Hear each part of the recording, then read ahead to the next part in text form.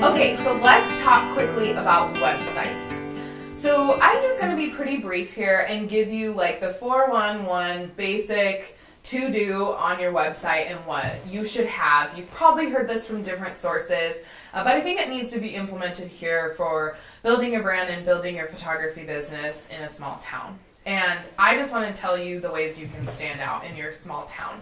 So I use Showit as my website platform. I think it's the best platform for photographers and entrepreneurs. So lots of entrepreneurs use Showit and they're not photographers. And I think that Showit, Todd Watson is the owner of Showit and creator, and his team down in Arizona is amazing. I have gone through every website template possible since I started 6 years ago, and Showit's by far the best. Like I said previously about some applications, this website application, there is a learning curve at the beginning, but they're so helpful along the way, and I've never had such good customer service as I do with Showit compared to other platforms. Does anyone here use Showit? Okay, awesome. So you should just think about using Showit if you're not, and let me know and I can get you a coupon code. They're really, really awesome to work with, and I just think after I learned at the beginning how to use it, it's so easy for me to go in and change things compared to other email or website platforms, and it allows me to continually show my best work.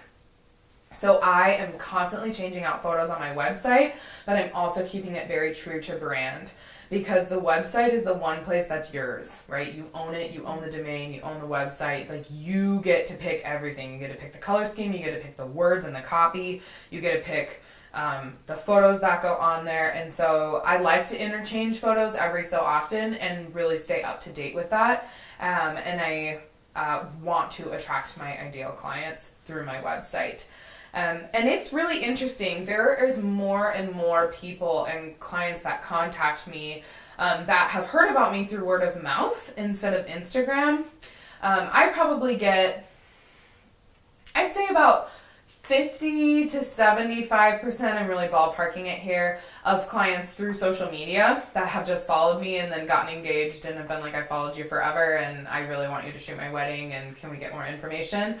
And then I would say the other 25 to 50% of clients that find me through word of mouth, and that is the trick for small town photographers, is you want to build your photography business up to a level where you're the word of mouth reference, that referral that everyone gives.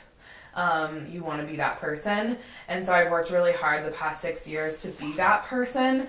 And then they look at my website. So they'll go to my Instagram account, but those word of mouth clients go first to your website, or within like a matter of seconds. They'll look at your Instagram and then they'll look at your website, or they'll click on the Instagram photo on your website and go to your Instagram too.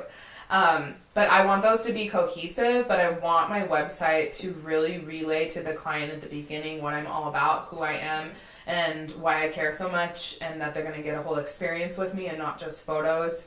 I'm not a shoot and burn photographer. I want to ensure that I am giving my clients everything within my power and abilities for their wedding, and I want them to see that through my website. So I make it easy to follow, and I'm consistently changing my website based upon what people have said. So I would say every month or two, send your website link to just someone random that has maybe never looked at it before, a friend, a colleague, your mom's best friend, anyone, and have them give you 3 things you would change on your website. Everyone wants something different, and so you might think your website is the bomb. I think my website's pretty good, and then the testimonials I get back on what I should change is I was oh, I guess I didn't think about that. I actually thought that was easy, but they were we couldn't find this, we couldn't find this. This is what we wanted. This is what we would want to view if we were going to book a wedding for you. So I consistently tweak my websites. That's the one thing I would suggest. Make sure your bio is unique and different. I'm not going to get into about me pages and bios in this workshop, But what I would suggest is that you go look at people like Ashlyn Wrights. Ashlyn Carter, she's a copywriter. She's a part of my mastermind, and she has an entire blog series that's free on how to write an About Me page. So somebody like that, like Ashlyn, who does it for a living, writes About Me pages and makes you be unique and different and stand out. You need to step into copywriting world for a little while to write an About Me page, and I'm not a copywriter. And so I would let someone else teach that, but I just want to let you know that you need to have that as a part of your website. And then make sure you also check into SEO.